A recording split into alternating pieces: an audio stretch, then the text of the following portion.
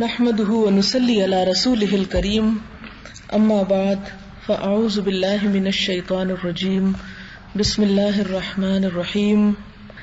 رب اشرح لي صدري ويسر لي امري واحلل عقدة من لساني يفقهوا قولي ربنا زدنا علما. باب نمبر 19 فی من سن سنتا حسنتا او سیئتا، بھلائی یا برائی کے طریقے ایجاد کرنے کا بیان. قال اللہ تعالی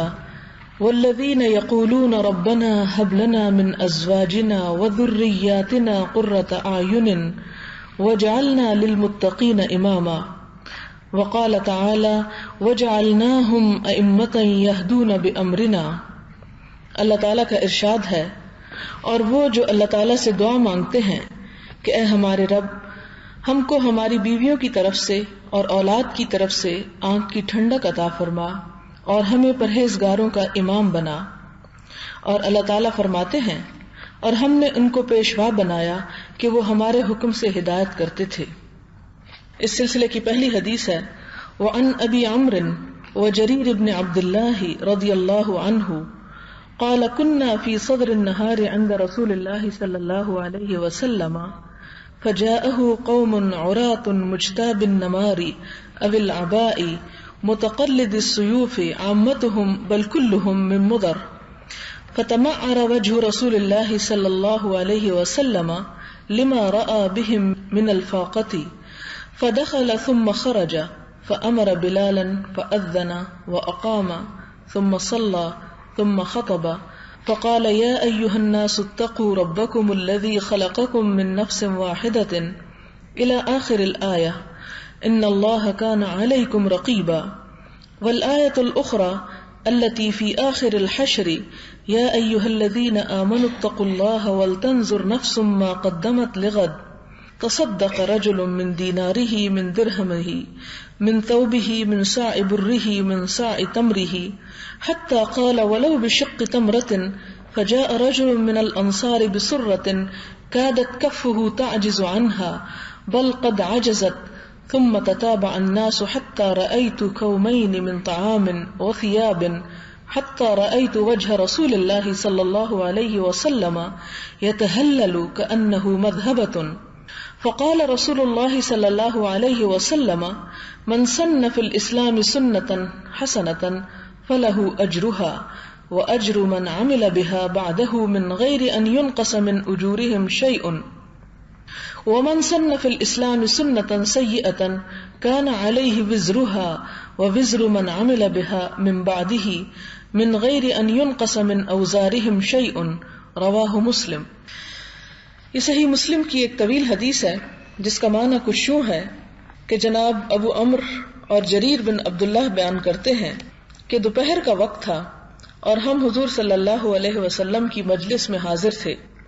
کہ کچھ لوگ اس حالت میں وہاں آئے کہ ان کے گلے میں کمبل پڑے ہوئے تھے یا عبا بدن پر تھی. یہ اس طرح کہ کمبل کو دورہ کر کے اس میں سے گلے کا حصہ کاٹ کے تو وہ جسم پر پہنا ہوا تھا. گلے میں تلواریں پڑی تھیں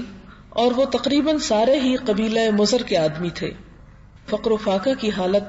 ملاحظہ فرما کر حضور صلی اللہ علیہ وسلم کا چہرہ مبارک متغیر ہو گیا، یعنی ان کے اوپر اتنی غربت، اتنی بدحالی اور ایسی مشقت دیکھی کہ آپ صلی اللہ علیہ وسلم کا رنگ بدل گیا. آپ اندر تشریف لے گئے، پھر باہر تشریف لائے تو جناب بلال کو آذان کا حکم دیا. چونکہ نماز کا وقت قریب تھا تو آپ نے آذان کا حکم دیا. انہوں نے آذان دی اور تکبیر کہی. پھر آپ صلی اللہ علیہ وسلم نے نماز سے فراغت کے بعد خطبہ ارشاد فرمایا اور یہ آیت یا ایھا الناس اتقوا ربکم الذی خلقکم من نفس واحدۃ، جس کا مطلب یہ ہے کہ اے لوگو، اللہ سے ڈرو جو تمہارا رب ہے، جس نے تم سب کو ایک جان سے پیدا کیا. یہ اشارہ کرنا مقصود تھا کہ یہ لوگ تمہارے ہی بہن بھائی ہیں کہ جو اتنے فقر و فاقہ اور غربت اور تنگ دستی کی حالت میں ہیں. اور پھر دوسری آیت جو سورۃ حشر کے آخر میں ہے وہ تلاوت فرمائی،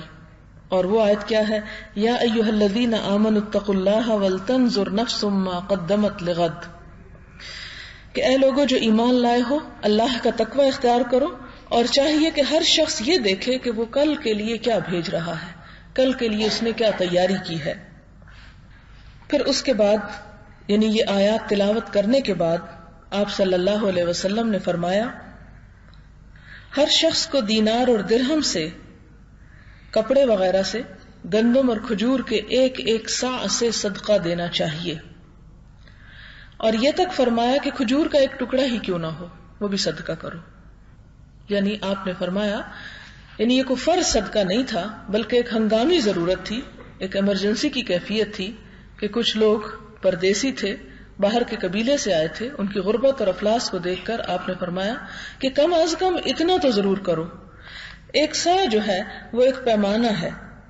جس کے اندر تقریباً 2.5 سیر یا کچھ اس کے لگ بھگ، چونکہ پیمانے ہر ملک کے مختلف ہوتے ہیں، جیسے ہمارے ہاں پہلے سیر رائج تھا، پھر اس کے بعد کلو رائج ہے، اسی طرح مختلف ادوار میں اور مختلف علاقوں میں، اور ایون یہ کہ مدینہ کا صاع مختلف تھا نجد اور حجاز کے صاع سے، تو یہاں پر بھی یہ کہ ہم اس کو ایگزیکٹ یہ نہیں کہہ سکتے کہ اتنے کلو اور اتنے سیر اور اتنا پیمانہ، بہرحال ایک اچھی خاصی اماؤنٹ تھی جو آپ نے فرمایا کہ کم از کم ہر کوئی اتنا صدقہ ضرور کرے۔ اس سے ہمیں یہ پتہ چلتا ہے کہ فرض کے علاوہ بھی حاکم وقت کسی ایمرجنسی یا ہنگامی حالت میں دوسرے لوگوں کے اوپر کوئی نہ کوئی ایسی ڈیوٹی عائد کر سکتا ہے، یہاں تک کہ فرمایا خواہ کھجور کا ایک ٹکڑا ہی کیوں نہ ہو، یعنی اگر بہت زیادہ سب نہیں کر سکتے تو ایٹ لیسٹ اتنا تو کر سکتا ہے انسان کہ اگر اس کے پاس 2 ہیں اور ایک خود کھا رہا ہے تو دوسری کھجور جو ہے وہ صدقہ کر دے۔ چنانچہ ایک انصاری ایک تھیلا اٹھائے آئے کہ اس کے وزن کے سبب ان کے ہاتھ اسے سنبھالنے سے تھک گئے تھے، یعنی اٹھا کے اٹھایا نہیں جاتا تھا، یعنی صاع تو اتنا ہے جو ایک انسان آسانی سے اٹھا سکتا ہے، لیکن وہ تھیلا بہت بھاری تھا۔ اس کے بعد یکے بعد دیگرے لوگ آتے رہے اور حسب استطاعت کچھ نہ کچھ صدقہ دیتے رہے، تاکہ وہاں کپڑوں اور دیگر کھانے پینے کی چیزوں کے ڈھیر لگ گئے۔ وہ کہتے ہیں کہ میں نے اس طرح کے 2 ڈھیر دیکھے، پھر میں نے رسول اللہ صلی اللہ علیہ وسلم کے چہرہ مبارک کو سونے کی طرح چمکتا دیکھا، یعنی آپ کا چہرہ کھل اٹھا۔ اس کے بعد آپ صلی اللہ علیہ وسلم نے ارشاد فرمایا کہ جس شخص نے بھی اسلام میں بھلائی کا کوئی طریقہ ایجاد کیا، رائج کیا، تو اسے اس کا ثواب ملے گا، اور اس کے بعد جتنے لوگ اس طریقے پر عمل کریں گے ان کا ثواب بھی اس شخص کو ملے گا جس نے ابتدا کی ہوگی، بغیر اس کے کہ عمل کرنے والوں کے اپنے عمل میں کوئی کمی کی جائے، ان کے اجر میں کوئی کمی کی جائے، یعنی فالوورز کے اجر میں کمی نہیں کی جائے گی، اس لیے کہ چونکہ شروع کرنے والے کو ان کا اجر دیا جا رہا ہے، ان کے حصے میں سے نہیں دیا جائے گا، بلکہ اللہ تعالیٰ اپنے فضل اور کرم سے اس سے زائد عطا فرمائیں گے۔ پھر فرمایا کہ جس شخص نے اسلام میں کوئی برا طریقہ رائج کیا، کوئی برا کام شروع کیا، تو اس کے رائج کرنے کا، اسے رواج دینے کا عذاب تو اس کو ہوگا ہی، مگر اس پر اس کے بعد جو بھی عمل کرے گا ان سب کے گناہوں کے عذاب کے برابر اس کو بھی عذاب ہوگا، بغیر ان لوگوں کے عذاب میں کمی کیے۔ یعنی اس سے ایک بہت اہم بات ہمیں پتہ چلتی ہے، اور وہ یہ کہ اگر کوئی شخص کسی اچھے کام کی طرف دوسروں کو بلاتا ہے، جیسا کہ یہاں پر آپ دیکھیں کہ حضور صلی اللہ علیہ وسلم نے کچھ مسافروں کا اور کچھ اسلام کی خاطر، دین کی خاطر اور علم حاصل کرنے کی خاطر اپنے قبیلے کو چھوڑ کر وہاں پر آئے تھے، اور وہاں پر ایک طرح سے دوسرے مسلمانوں کے مقابلے میں زیادہ خستہ حال تھے۔ ان کی حالت کو دیکھتے ہوئے آپ نے دوسروں کو توجہ دلائی کہ وہ ان کی مدد کریں۔ تو یہ جو آپ کا لوگوں کو کہنا تھا، اس کہنے پر آپ صلی اللہ علیہ وسلم نے صرف خود عمل نہیں کیا بلکہ دوسروں کو بھی توجہ دلائی کہ آئندہ بھی اگر کوئی شخص اس طرح کے کام کرے گا تو اس کو ان سب کے کام کے برابر اجر ملے گا جو اس کو فالو کریں گے۔ یہاں ہمیں 2-3 چیزیں پتہ چلتی ہیں۔ ایک تو یہ کہ ایک نیکی انفرادی نیکی ہوتی ہے، ذاتی کیپیسٹی میں ہوتی ہے، انسان خود کچھ کرتا ہے اور اس کا ثواب پاتا ہے، اور ایک اس کا نیک کام یہ ہوتا ہے کہ وہ خود بھی کرے اور ایسے اچھے طریقے سے کرے کہ دوسرے لوگوں کو بھی وہ کام کرنے پر رشک ہو، ہمت ہو، اور وہ کام خوشی سے کریں اور اس کو فالو کر سکیں۔ تیسری بات یہ کہ نیکی کے کام کی طرف جہاں انسان دیکھتا ہو کہ کوئی ضرورت ہے اور ہونا چاہیے، اس پر دوسروں کو بھی توجہ دلانی چاہیے. یعنی انسان کو خود غرض نہیں ہونا چاہیے کہ جو نیکی ہے وہ صرف اکیلا میں ہی ساری کر جاؤں، بلکہ خود کرنے کے ساتھ ساتھ دوسروں کو بھی اس کام کی طرف بلانا چاہیے. اس کا فائدہ کیا ہوگا کہ دوسرے جتنے بھی لوگ اس کے کہنے پر اس رستے پر چلیں گے اور وہ نیکی کا کام کریں گے، ان سب کے کرنے کے اجر کے برابر بھی اس کو بھی اجر مل جائے گا. اب دیکھیں کہ ایک اجر کتنے گنا بڑھ گیا جتنے بھی اس نے اور لوگوں کو اس کی طرف بلایا. اس کے بارے میں حضور صلی اللہ علیہ وسلم نے ایک اور جگہ پر فرمایا، الدال علی الخیر کفاعلہ، کہ نیکی کے رستے کی طرف دلالت کرنے والا، اس کی طرف بلانے والا اسی طرح ہے جس طرح کے اس کے کرنے والا. مثلا ایک شخص خود نماز پڑھ رہا ہے، لیکن اگر وہ دوسرے کو دیکھتا ہے، اس کو بلا لیتا ہے، تو اس کو کتنا اجر ملا؟ ایک اپنے نماز پڑھنے کا اور ایک دوسرے کے نماز پڑھنے کا بھی. اب جو دوسرا پہلے کے بلانے پہ نماز پڑھ رہا ہے، اس کے اجر میں سے کمی نہیں ہوگی، بلکہ اس کا ایک حصہ اس کو بھی مل جائے گا، اور وہ اللہ تعالیٰ کی طرف سے ایک زائد انعام ہوگا. قرآن پاک کی ایک اور آیت سے ہمیں یہ بات بھی پتہ چلتی ہے کہ وہ لوگ جو کسی نیکی کی طرف جہاں ضرورت ہو وہاں بلاتے نہیں، اس کی طرف توجہ نہیں دلاتے، تو ان کے لیے جہاں کرنے والوں کے لیے ثواب، وہاں نہ کرنے والوں کے لیے گناہ بھی ہے بعض اوقات. جیسا کہ مختصر سی صورت میں، ارأیت الذی یکذب بالدین، کیا تم نے دیکھا نہیں اس شخص کو جو روز جزا کو جھٹلاتا ہے؟ فذلک الذی یدعو الیتیم، یہ وہ شخص ہے جو یتیم کو دھکے دیتا ہے. ولا یحض علی طعام المسکین، اور دوسروں کو مسکین کے کھانا کھلانے کی طرف توجہ نہیں دلاتا. یعنی نہ صرف یہ کہ کرنے کا ثواب، بلکہ نہ کرنے پر جرم بھی عائد ہوتا ہے. اب یہاں پر حضور صلی اللہ علیہ وسلم نے کیا کیا تھا کہ ان مساکین کے کھانا کھلانے کی طرف دوسرے لوگوں کو توجہ دلائی، اور دوسرے لوگ جن کو توجہ دلائی گئی انہوں نے آگے بڑھ کر وہ نیکی کی، اور اس سے فائدہ کس کا ہوا؟ دونوں کا ہوا. ایک کو کھانے کے لیے مل گیا اور دوسرے کو اس نیکی کے کرنے کی وجہ سے اجر مل گیا، ورنہ تو وہ اس اجر سے محروم رہتے. اب آپ دیکھیں کہ جب انسان صدقہ خیرات کرتا ہے تو جیسا کہ حضور صلی اللہ علیہ وسلم نے قسم کھا کے یہ بات فرمائی کہ انسان کے صدقہ کرنے سے اس کا مال کم نہیں ہوتا. یہ انسان کی طرف تھوڑی دلی ہوتی ہے، وہ سمجھتا مجھ سے جا رہا ہے، حالانکہ جاتا نہیں. اللہ تعالیٰ اس کمی کو کہیں اور سے پورا کر دیتا ہے. بعض اوقات وہ مال انسان کا کسی ایک رستے سے نکلنے والا ہوتا ہے، کسی مصیبت آفت کے ذریعے کھو سکتا ہے، ٹوٹ سکتا ہے، گم سکتا ہے، لیکن انسان اس مصیبت سے بچ جاتا ہے اور اس کے آنے سے پہلے ہی اللہ کی راہ میں دے کر اپنے لیے بلا کو ٹال لیتا ہے اور اس پر اجر بھی حاصل کرتا ہے اس صدقہ اور خیرات کا. تو یہاں پر بھی ہم دیکھتے ہیں، یعنی قرآن پاک میں اللہ تعالیٰ نے ان لوگوں کے لیے وعید سنائی کہ جو دوسروں کو نیکی کی طرف، اچھا کام کرنے کی طرف تلقین نہیں کرتے، اس طرف بلاتے نہیں، ان کو ابھارتے نہیں. ولا یحض، یعنی حد کا مطلب ہوتا ہے انہیں ابھارنا، انہیں ابھارتے نہیں، ان کے لیے بھی جرم ہے. اب آپ دیکھیں کہ بہت سے کام ایسے ہوتے ہیں، اور ہم خاص طور پر ہمارے معاشرے میں اس چیز کو معیوب سمجھا جاتا ہے اور یوں محسوس کیا جاتا ہے گویا کہ یہ دوسرے کے ذاتی معاملات میں دخل دینا ہے. کہ کسی کو اگر کہا جائے کہ تم یہ نیکی کا کام کرو تو وہ اسے، یعنی جس کو بلایا جائے عموماً لوگ اس کو برا سمجھتے ہیں. حالانکہ آپ یہ بھی جانتے ہیں اور آپ نے یہ حدیث بھی پڑھی ہوگی کہ جس میں یہ آتا ہے کہ اللہ تعالیٰ کے نزدیک یہ گناہ نہایت شدید گناہوں میں سے ایک گناہ ہے کہ جس میں انسان کسی کو اگر یہ کہے کہ تم اللہ سے ڈرو اور وہ اسے جواب میں دے کہ تم اپنا فکر کرو. یعنی یہ بات کہنا جو ہے یہ اللہ تعالیٰ کو بڑی شدت سے غضبناک کرتی. لیکن ہمارے ہاں آپ دیکھیں کہ ہر شخص جو کسی بھی غلط کام میں وہ چاہتا ہے کہ اسے کوئی ٹیڑھی نگاہ سے دیکھے بھی نہ، اور اسے کوئی نیکی کی طرف بلائے بھی نہ، اسے کوئی توجہ بھی نہ دلائے، بلکہ اگر کوئی شخص زبان سے نہیں صرف اپنے عمل سے ہی اس کی طرف توجہ دلانے والا ہو تو اس کے لیے بھی ہمارے معاشرے میں ایسے ایسے القاب اور خطاب موجود ہیں کہ وہ خود بھی کرنا چھوڑ دے، نہ یہ کرے اور نہ دوسروں کو برائی، کسی کو برائی کھٹکے کر. اس میں آپ دیکھیں کہ ایک نیکی وہ ہوتی ہے جو انسان خود کرتا ہے اور ایک جو دوسرے کو بھی اس کی طرف بلاتا ہے، توجہ دلاتا ہے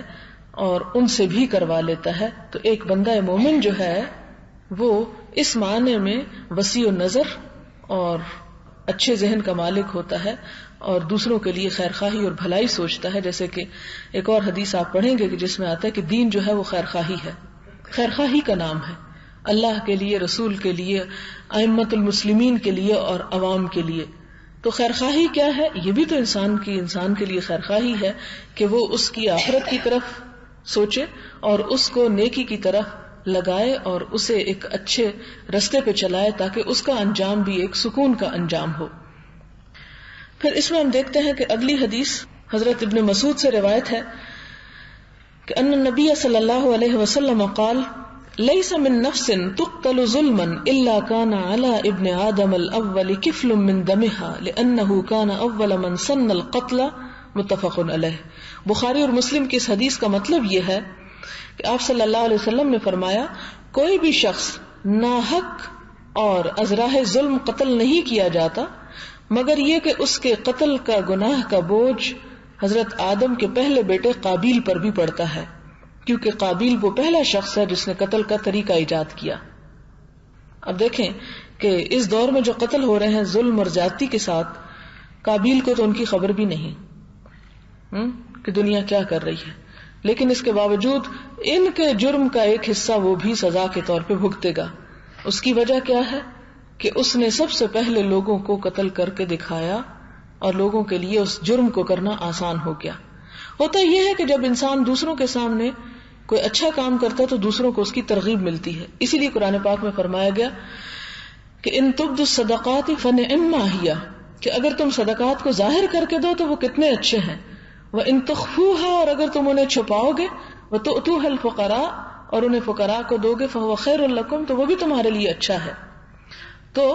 کسی اچھے کام کو اگر انسان ریاکاری کی غرض سے نہیں بلکہ اچھی نیت کے ساتھ دوسروں کے سامنے دکھا کے کرتا ہے تاکہ دوسروں کو ترغیب ہو تو اس میں اس کے لیے اجر ہے. اور اگر اسی طرح کوئی شخص برا کام کرتا ہے تو اس کے لیے اس میں سزا ہے، جیسا کہ آدم علیہ السلام کے پہلے بیٹے کو ہر قتل کا جرم کے عذاب کا ایک حصہ ملتا چلا جائے گا. اب 20واں باب ہے فی الدلالۃ علی خیر والدعاء الی ھدی او ضلالۃ، بھلائی کی رہنمائی کرنا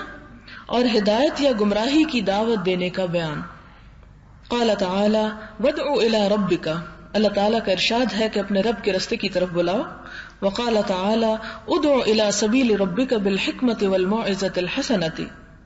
کہ اپنے رب کے رستے کی طرف حکمت اور اچھی نصیحت کے ساتھ دعوت دو. وقال تعالی وتعاونوا علی البر والتقوی، نیکی اور تقوی کے کاموں پر ایک دوسرے سے تعاون کرو. وقال تعالی ولتکن منکم امۃ یدعون الی الخیر، کہ تم میں سے ایک امت، ایک جماعت، ایک گروہ تو ایسا ہونا چاہیے جو لوگوں کو نیکی کے رستے کی طرف بلاتا ہو. اس میں پہلی حدیث ہے حضرت ابی مسعود عقبہ بن عمرو الانصاری البدری سے رضی اللہ عنہ قال قال رسول اللہ صلی اللہ علیہ وسلم من دل علی خیر فلہ مثل اجر فاعلہ، کہ جس نے کسی بھلائی اور نیکی کی طرف رہنمائی کی اس کو بھی اس پر عمل کرنے والے کے برابر ثواب ملے گا. مثلاً آپ کسی کو کوئی اچھی بات سکھا دیتے ہیں، کوئی چیز یاد کرا دیتے ہیں، کوئی اچھا مشورہ دیتے ہیں، کوئی اچھا رستے پر لگا دیتے ہیں، کسی برائی سے، کسی غلط طریقے پر چلنے سے بچا لیتے ہیں، تو اس شخص کو جتنا فائدہ اس چیز کے کرنے یا کسی برائی کے بچنے پر ہوگا اسی کے برابر آپ کو بھی ساتھ ملتا جائے گا. اگلی حدیث ہے حضرت ابو ہریرہ رضی اللہ تعالی اس کے راوی ہیں، کہتے ہیں کہ رسول اللہ صلی اللہ علیہ وسلم نے فرمایا جس نے کسی ہدایت کی طرف کسی کو دعوت دی تو اس کو بھی اتباع ہدایت کرنے والے کے برابر اجر و ثواب ملے گا اور ان کے اجر میں کوئی کمی نہ کی جائے گی. اور جس شخص نے کسی کو گمراہی کی دعوت دی تو داعی کو بھی اتنا ہی گناہ ہوگا جتنا اس گمراہی پر عمل کرنے والوں کو، اور ان کے گناہ میں کوئی کمی نہ ہوگی. یعنی اگر کوئی شخص کسی کو نیکی کے راستے پہ بلاتا ہے تو جتنے لوگ اس کے کہنے پہ آئیں گے ان سب کا ثواب، اور اسی طرح اگر کسی کو کوئی برائی کی طرف، گناہ کی طرف دعوت دیتا ہے تو اس کے لیے بھی اتنا ہی گناہ جتنا بلانے والے کے اپنے اس طرف جانے کا. حضرت ابو عباس سہل بن سعد الساعدی سے روایت ہے، کہتے ہیں کہ رسول اللہ صلی اللہ علیہ وسلم نے خیبر کے دن فرمایا کہ میں یہ جھنڈا کل ایسے شخص کو دوں گا جس کے ہاتھ پر اللہ تعالیٰ فتح نصیب فرمائے گا، اور وہ اللہ اور رسول سے محبت کرتا ہے اور اللہ اور رسول اس سے محبت کرتے ہیں۔ لوگوں نے وہ رات اسی چرچے میں گزاری کہ دیکھیں ان میں سے کس کو علم دیا جاتا ہے۔ صبح کو لوگ جب رسول اللہ صلی اللہ علیہ وسلم کی خدمت میں حاضر ہوئے تو ہر ایک کو تمنا تھی کہ علم اس کو ملے، مگر حضور صلی اللہ علیہ وسلم نے فرمایا علی رضی اللہ تعالیٰ عنہ کہاں ہیں؟ تو آپ کو بتایا گیا کہ وہ آنکھ کی تکلیف میں مبتلا ہیں۔ آپ نے ان کو بلوایا، جب وہ آئے تو آپ نے لعاب مبارک ان کی آنکھوں میں لگایا اور ان کے لیے دعا فرمائی، جس سے فوراً شفا ہوئی، اور یوں معلوم ہوا کہ یہ بیماری تھی ہی نہیں۔ پھر آپ نے ان کو جھنڈا عطا فرمایا۔ جناب علی رضی اللہ تعالیٰ عنہ نے کہا یا رسول اللہ صلی اللہ علیہ وسلم، کیا میں ان سے اس وقت تک برسر پیکار رہوں جب تک وہ ہم جیسے نہ ہو جائیں؟ آپ نے فرمایا تم سیدھے میدان جنگ جاؤ، وہاں پہنچ کر ان کو اسلام کی دعوت دو اور ان کو بتاؤ کہ تم پر اللہ کے کیا کیا حقوق واجب ہیں۔ بس اللہ کی قسم، اگر اللہ تعالیٰ تمہارے ذریعے ایک آدمی کو بھی ہدایت عطا فرما دے تو وہ تمہارے لیے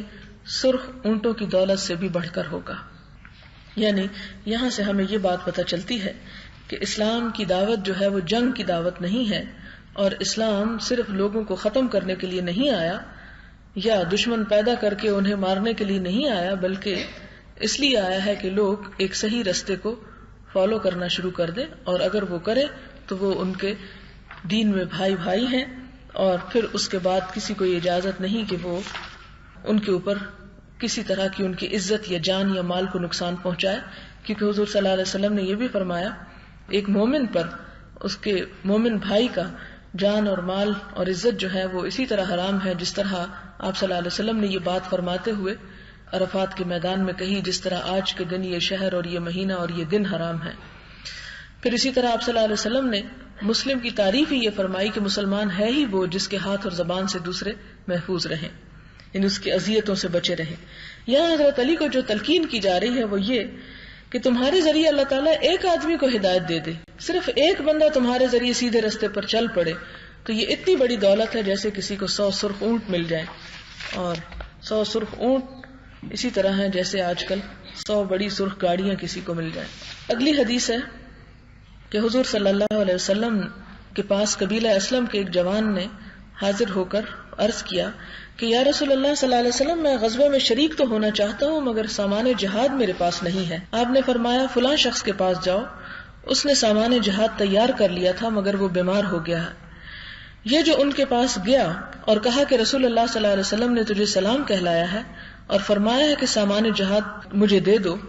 تم تیار کر کے دے دو، تو اس شخص نے اپنے اہل خانہ سے کہا کہ جتنا سامان میں نے تیار کیا تھا وہ سب کا سب دے دو،